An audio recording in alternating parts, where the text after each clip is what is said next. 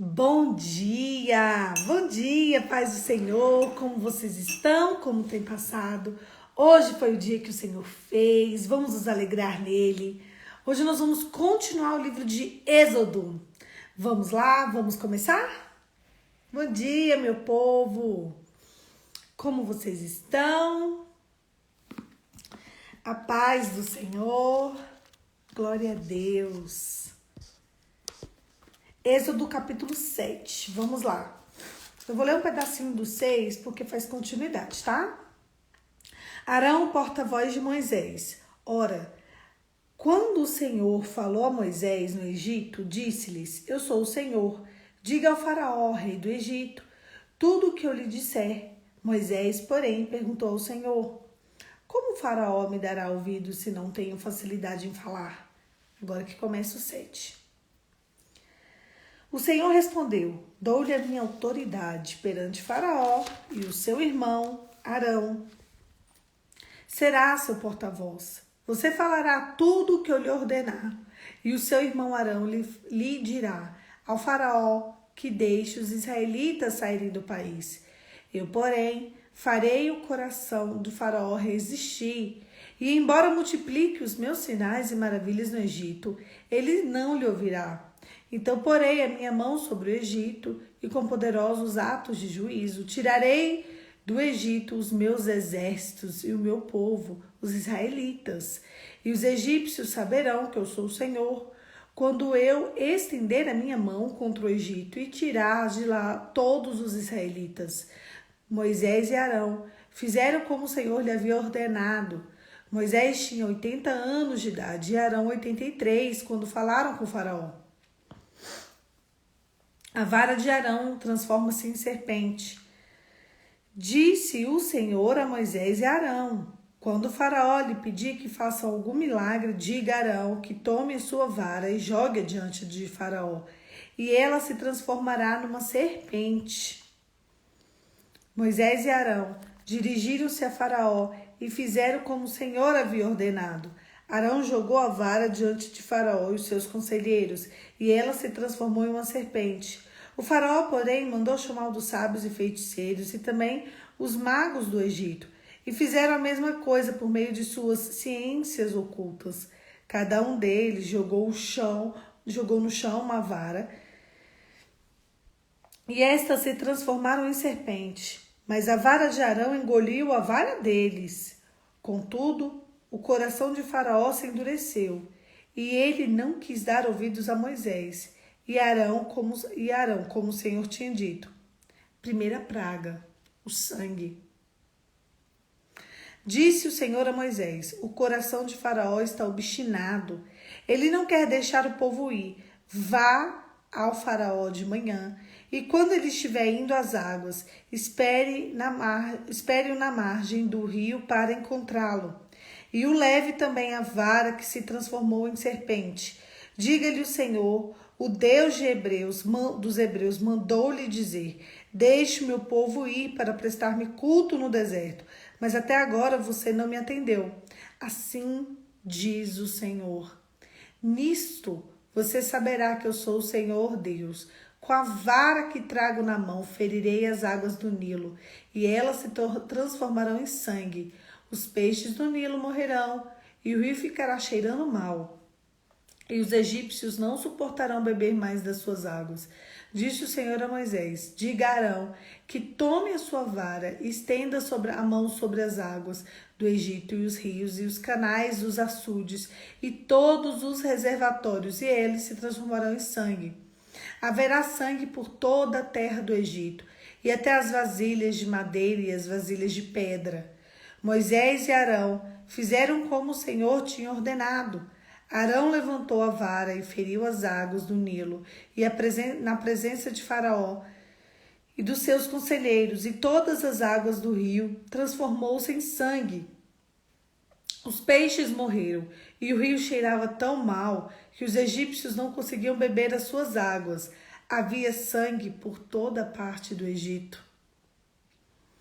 Mas os magos do Egito fizeram a mesma coisa por meio de suas ciências ocultas. O coração de Faraó se endureceu E ele não deu ouvidos a Moisés e a Arão, como o Senhor tinha dito. Ao contrário, deu-lhes as costas e voltou para o seu palácio.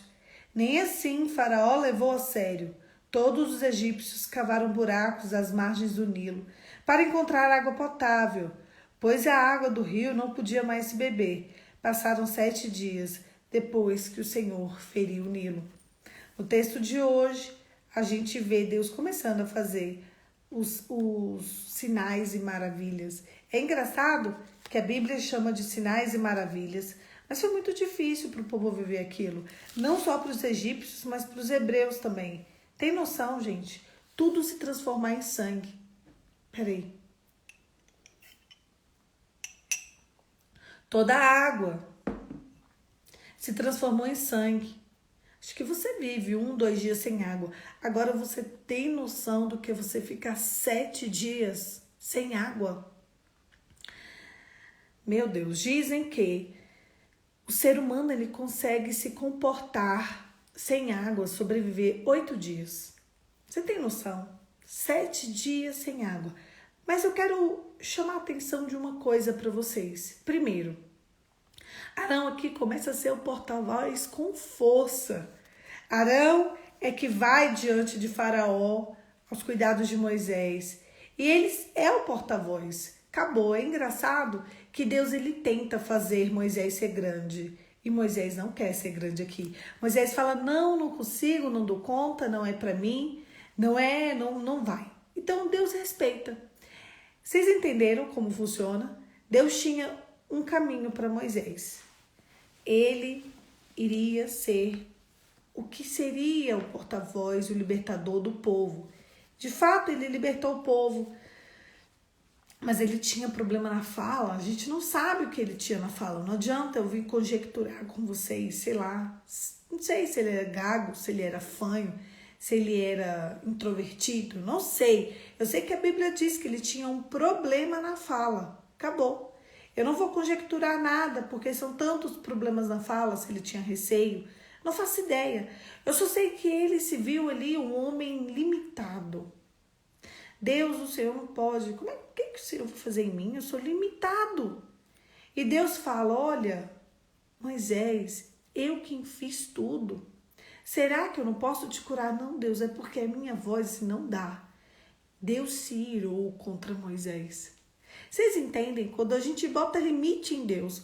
Quando eu leio esses textos e quando eu vejo a verdade da palavra sendo viva no meu coração, eu peço sempre perdão a Deus. Senhor, me perdoe, não me deixe te limitar. A minha tendência é pegar o meu coração limitado, a minha mente pequena, desse tamanhozinho, e limitar o poder de Deus. A gente não pode. A gente não pode porque a própria Bíblia diz que não existe nada impossível para Deus. Então, ali naquele cenário, Deus queria fazer de Moisés extraordinário. Ele só foi grande. Era para ele ser grande e extraordinário. Era para ele receber uma cura para ele. Antes dele libertar o povo, Deus estava entregando algo para ele, um presente, um mimo, algo feito especial para ele. E ele disse, não. Quantas vezes Deus quer entregar algo no seu coração e você diz para Deus, não. Ai, Polly, será que Deus vai fazer? Gente, Deus, isso é tão pequeno, sabe? Deus, a gente está falando de Deus. Quando você não consegue enxergar Deus do tamanho que Ele é, o problema está sobre a sua visão, sobre como você se comporta em relação a Deus e não sobre o tamanho dele. É Deus, gente. Ao passo que Deus ele não vai interferir se você não quiser a cura. Deus estava ali dizendo a ele, Moisés, deixa eu te curar, Moisés. Deixa eu fazer de você um homem incrível. Moisés estava, não, Deus, eu não vou dar conta.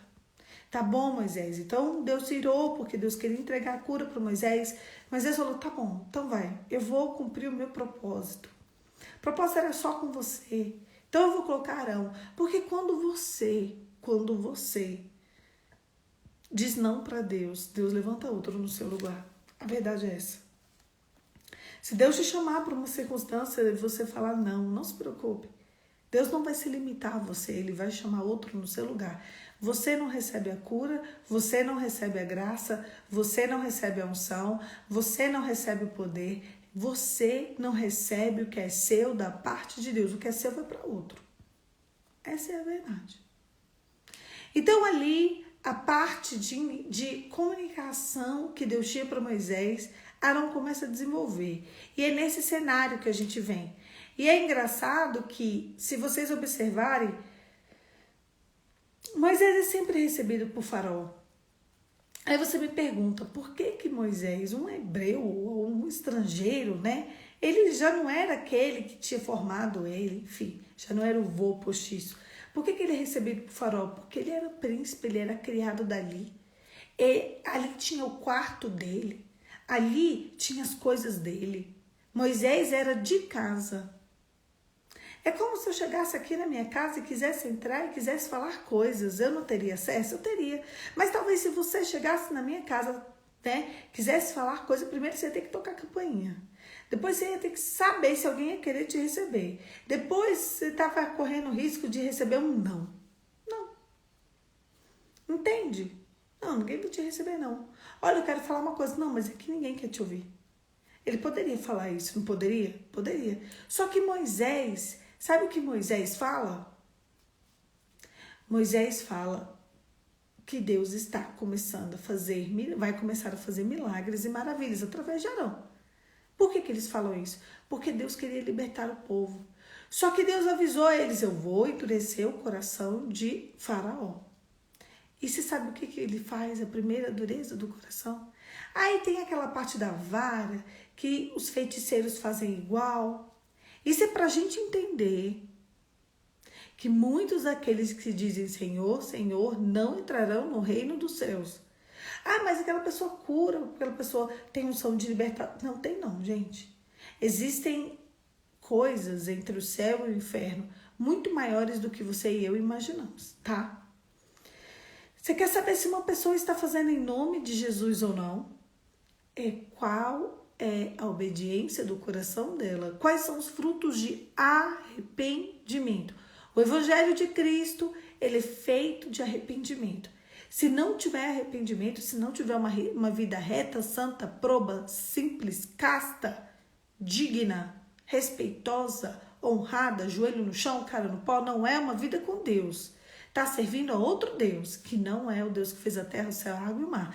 E esse outro Deus, o lugar para onde ele vai é horrível, se chama inferno. Nossa, mas aquela pessoa tem uma unção, tem mesmo? É vinda da parte de Deus?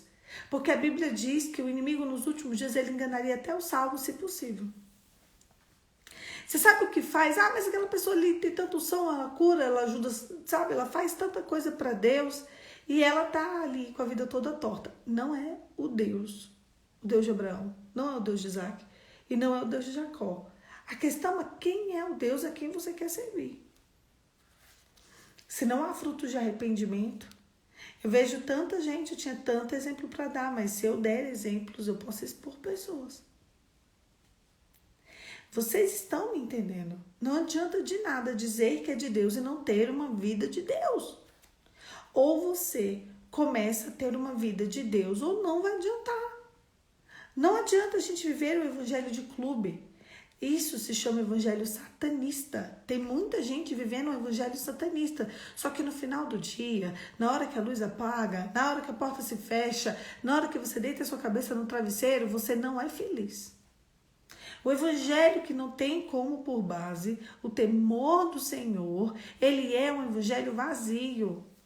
O evangelho em que as pessoas acham, pensam, creem que Deus pode fazer o que elas quiserem, do jeito que elas quiserem, da forma que elas quiserem, da maneira que elas quiserem, não é o evangelho de Deus. Senão Deus não ia fazer a água do Nilo se transformar em sangue e ficar todo mundo 7 dias sem beber água. Só para o povo sair de lá. Deus, quando ele tem um projeto, ele vai até o fim. Quando ele tem um propósito, ele vai até o fim. Ele não é limitado como eu e você. E se Arão e Moisés não quisessem, Deus levantaria o 3º, o 4º, o 5º, até algum coração que quisesse. E se nenhum coração ainda não quisesse, Deus iria ele mesmo e resolveria o problema. Porque quando Deus teve que ter com Jacó, ele mandou um anjo, foi um anjo mesmo, não foi gente, foi anjo. Quando Deus teve que dar a resposta para Sara de que ela engravidaria, que ela fez a bagunça que ela fez, mas era ela que geraria o filho no qual a descendência seria contada, a descendência de Arão, veio um anjo. A Bíblia diz que o Senhor foi ter com eles, eram anjos e o Senhor. Quando Deus vai dar os 10 mandamentos para Moisés, o próprio Deus vai e entrega para Moisés. Então, se precisar, até ele vem. Sabe, se precisar, ele vem? É ele. A questão é, ele pode contar com você ou não. Só que ele só vai contar com você se você quiser a presença de Deus de verdade. Com o coração contrito e quebrantado, senão nem adianta. Vamos lá. O primeiro sinal em maravilha, eu fico muito incomodada em falar em maravilha. Mas é. Porque às vezes a gente pensa, meu Deus, maravilha. Como isso é maravilha? Porque maravilha é algo tão incrível, né? Tão bom, tão maravilhoso, tão extraordinário. Só que aqui era uma maravilha. Era algo diferente. O que aconteceu? O rio se tornou em sangue. Nossa, já seria extraordinário, né? Porém, o coração de Faraó se endureceu. Sabe por que o coração de Faraó se endureceu? Porque os feiticeiros que serviam a demônios fizeram isso também. Como eu falei, demônios, filhos de demônios. Aqueles que servem demônios também fazem sinais e maravilhas. Mas o que eu quero chamar a sua atenção nessa manhã é por que o primeiro sinal foi sangue. Nossa, Poliana, agora você foi longe. Por que o primeiro sinal foi sangue? Vocês sabem? Uai, podia ser o piolho. Não podia, não? Qual o problema? Tem muitos sinais para acontecer. Por que o primeiro sinal foi sangue? Vocês fazem ideia do porquê que o primeiro sinal foi sangue? Podia ser morte de rebanho, as moscas, as feridas, a chuva de granizo. Não podia? Por que foi o sangue? Vocês fazem ideia? Porque sangue significa adoração. Toda e qualquer adoração está debaixo de um sangue. Deixa eu explicar uma coisa para vocês. Vocês sabiam que todo cristão da face da terra, ele faz uma adoração de sangue? Porque nós fazemos uma adoração debaixo do sangue de Jesus. Nós não podemos deixar de levar em consideração o sangue de Jesus. Os 7 derramamentos do sangue de Jesus mudaram a história da humanidade. Veja bem, o primeiro sinal é um sangue. Tanto o demônio quanto Deus utiliza sangue para adoração. Todo mundo que aceita Jesus como seu único suficiente Salvador e quer uma vida com Deus está fazendo uma adoração de sangue necessariamente, obrigatoriamente. Hoje nós não apresentamos o sangue, não apresentamos. Não levamos o animal para ser sacrificado, porque o Cordeiro Santo já foi sacrificado em nosso lugar. Aquele que tira o pecado do mundo, ele veio há 2022 anos atrás, um pouco antes, né? E ele mudou a minha sorte e a sua sorte. E foi por isso, por causa disso, que eu e você hoje não precisamos de ir ao altar e levar algum animal para ser queimado, para derramar o sangue daquele animal. Vocês entendem? Porém, existem adorações satanistas, entregue a demônios em que se fazem muito derramamento de sangue, nós sabemos. Até hoje, no ano de 2022, e vai passar o 2023, o 2024, o 2025, assim por diante. E vão continuar fazendo adoração de sangue real, vão continuar matando animais e apresentando altares, derramando sangue no chão, derramando sangue em lugares estranhos. Levando sangue, bebendo sangue, é assim que eles fazem. Mas você sabe por quê? Mas por que o sangue? Porque sangue é vida. Então, quando se apresenta o sangue, se apresenta uma adoração de vida e de morte. Porque o sangue representa a vida, mas também o sangue representa a morte. Só que nós adoramos aquele que venceu a vida e também venceu a morte. E ele fez isso para que nós tenhamos uma vida e a tenhamos em abundância. Foi por isso que nós estamos hoje aqui, debaixo da cobertura de Jesus. Então, voltando ao nosso texto, o primeiro sinal e maravilha, ai meu Deus, maravilha, é o quê? O derramamento de sangue do Nilo. Peixes morreram, o cheiro ficou podre, porque aquele sangue representava a morte.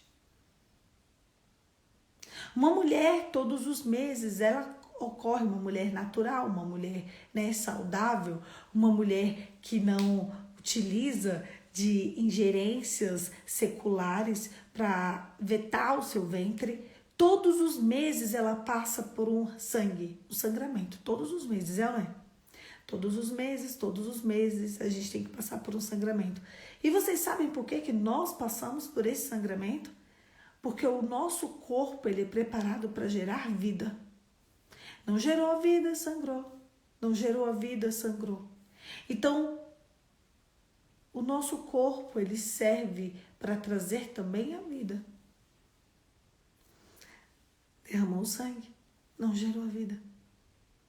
Então a vida ela fala, o sangue ele fala sobre a vida e ele fala sobre a morte. Ele fala sobre gerar e ele fala sobre matar. O sangue ele é importante porque dele procede a vida, mas também procede a morte. Então a gente volta para o nosso cenário e volta para o rio. E o rio está podre de sangue. Já não bastava ter um sangue, e não era um sangue fresco, era um sangue podre. Era um sangue que representava a morte, porque todos os animais ali, né, aquáticos, eles morreram. E o cheiro subiu e as pessoas ficaram sem água.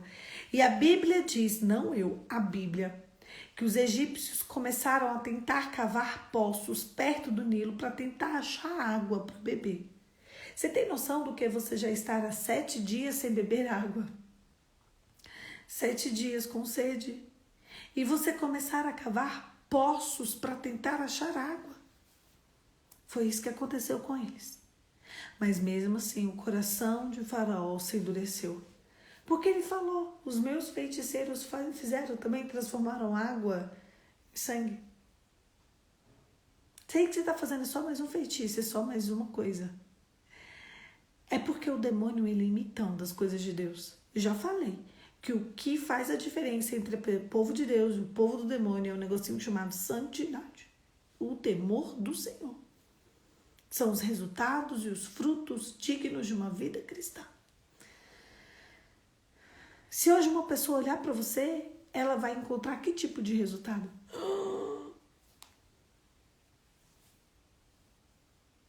Se alguém te observar, qual tipo de resultado que essa pessoa vai encontrar em você? Então a gente já começa os grandes sinais e maravilhas. Como? Como? Com adoração. Com adoração de morte. O rio é derramado. Tanto é que a última adoração, a última praga, é a morte de todos os primogênitos. Estava vendo aqui, a gente vai ver isso no capítulo 12.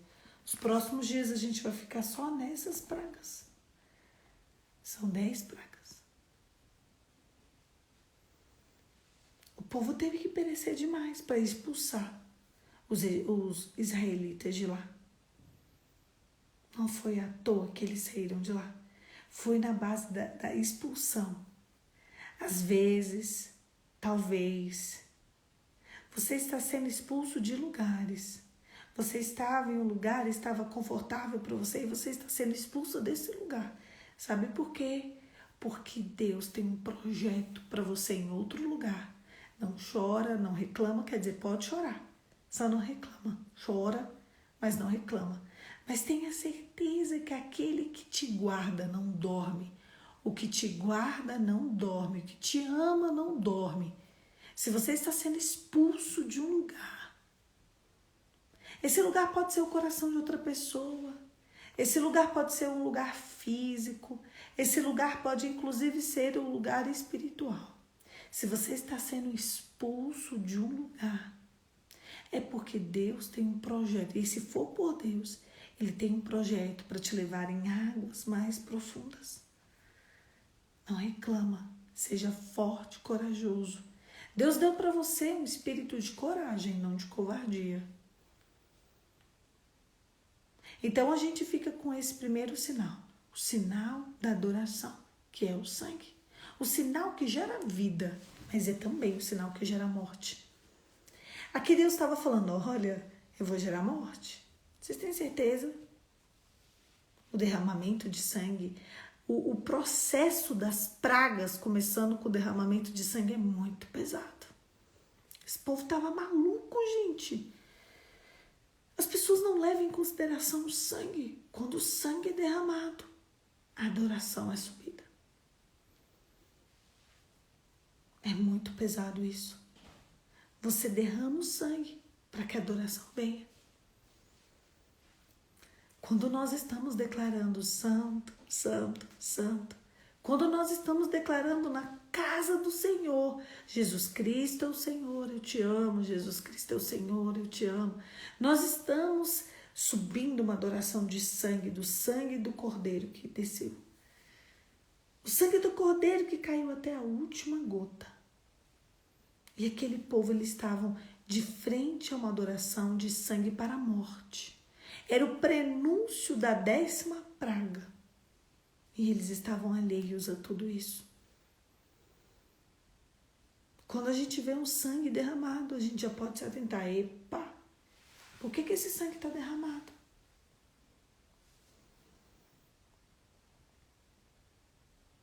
Esse povo estava perdido e nem sabia. Talvez você esteja perdido tanto quanto esse povo e nem sabe. Tá vendo situações acontecerem diante de você e tá assim, tá não. Resolva isso. Cuidado com as adorações de sangue sendo entregues. Existem adorações de sangue que as pessoas fazem debaixo dos nossos olhos.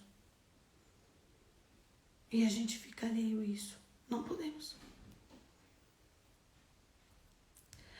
O que devemos fazer? Apresentar a adoração verdadeira ao Deus verdadeiro.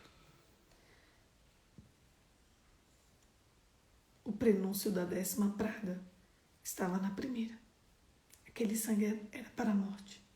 Ele estava anunciando a morte de todos os primogênitos. Feche seus olhos e vamos orar. Pai, em nome de Jesus, não nos deixe alheio às circunstâncias. Meu Deus, o Senhor avisa, mas às vezes nós estamos tão confusos, tão distraídos que a gente nem presta atenção. Espírito Santo, que os olhos do nosso entendimento se abram, que os ouvidos possam ouvir, que os olhos enxergar, a boca falar, mas que o corpo possa entender o que o Senhor tem para nós, para este tempo. O Senhor é quem abre ciclos, mas também o Senhor é quem fecha ciclos. Nós pedimos que, em nome de Jesus, todo ciclo de devassidão, de caos, seja fechado em nossas vidas. Nós queremos sair deste lugar e ser transportados para outro lugar. Um lugar em que o Senhor vai nos colocar, através do sangue de Jesus. Em nome de Jesus, amém. Amém, queridos? Ai, que delícia estar aqui com vocês. Amanhã, 5h45, a gente retoma o nosso devocional para continuar essas pragas. Oh, meu Deus do céu. É pesado, né? A primeira praga já vem assim. Isso aqui significa adoração. E é uma adoração de morte. E é uma adoração que vem para matar. É um sangue que está sendo derramado para a morte de todos os primogênitos.